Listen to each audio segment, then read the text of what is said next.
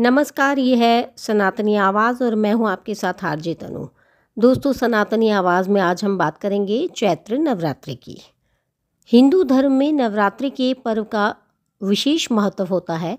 चैत्र माह के शुक्ल पक्ष की प्रतिपदा तिथि से चैत्र नवरात्रि शुरू हो जाते हैं। नवरात्र पर देवी दुर्गा की 9 अलग अलग स्वरूपों की विधि विधान के साथ पूजा अर्चना की जाती है। इस बार चैत्र माह के शुक्ल पक्ष की प्रतिपदा तिथि का प्रारंभ 29 मार्च को शाम 4:27 पर हो रहा है। वहीं इस तिथि का समापन 30 मार्च को दोपहर 12:49 पर होने जा रहा है। 2 दिन प्रतिपदा तिथि होने के कारण लोग दुविधा में पड़ रहे हैं, लेकिन हिंदू धर्म में उदया तिथि, जो तिथि सूर्योदय के साथ शुरू होती है, को मान्यता दी गई है। इस नवरात्र व्रत की शुरुआत रविवार 30 मार्च से होगी और इसका समापन 6 अप्रैल को होगा। इस बार नवरात्रि 9 दिन की बजाय केवल 8 दिन की होगी, क्योंकि तिथियों में परिवर्तन के कारण अष्टमी और नवमी एक ही दिन पड़ रही है। पंचमी तिथि के क्षय होने के कारण 8 दिनों की नवरात्रि होगी। 2 अप्रैल दिन बुधवार को चौथी और पंचमी की पूजा होगी। इस साल मैया रानी के नवरात्रे रविवार से शुरू हो रहे हैं, इसलिए माता हाथी पर सवार होकर आएंगी।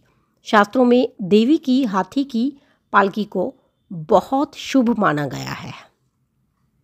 दोस्तों, चैत्र नवरात्र के पहले दिन घट स्थापना करना ज़रूरी माना जाता है। ऐसा करने से साधक को नवरात्र व्रत का पूर्ण फल प्राप्त होता है।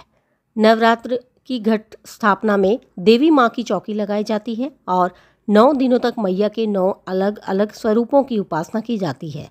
कलश को भगवान विष्णु का प्रतीक माना जाता है। आइए जानते हैं घट स्थापना का मुहूर्त।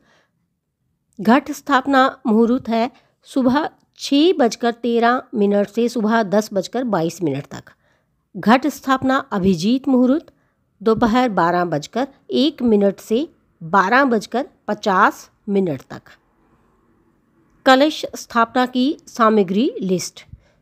कलश स्थापना के लिए अनाज, मिट्टी का बर्तन, पवित्र मिट्टी, कलश, गंगा जल, आम या अशोक के पत्ते, सुपारी, जटा वाला नारियल, लाल सूत्र, मौली, इलायची, लौंग, कपूर, रोली, अक्षत, लाल कपड़ा और फूल आदि चाहिए होते हैं। कलश स्थापना की विधि। नवरात्रि के पहले दिन कलश स्थापना करते समय सबसे पहले सभी देवी देवताओं का आह्वान करें। एक मिट्टी के बड़े पात्र में मिट्टी डाल दें और इसमें जवारे के बीज डालें। उसके बाद सारी मिट्टी और बीज डालकर पात्र में थोड़ा सा पानी छिड़क दें। अब गंगा जल भरें। कलश और जवारे के पात्र पर मौली बांध दें। जल में सुपारी, दुर्बा घास, अक्षत और सिक्का भी डाल दें।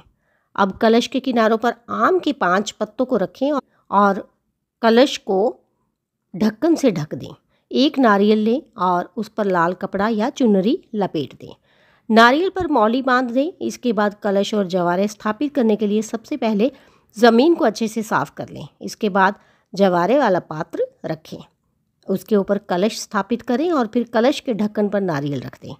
फिर सभी देवी देवताओं का आह्वान करने के साथ नवरात्रि की विधिवत पूजा आरंभ करें। कलश स्थापित करने के बाद 9 दिनों तक मंदिर में रखे रहना चाहिए और सुबह शाम आवश्यकता अनुसार पानी डालते रहिए। तो दोस्तों, आज बस इतना ही। मुझे दीजिए अनुमति, फिर मिलती हूँ। धन्यवाद।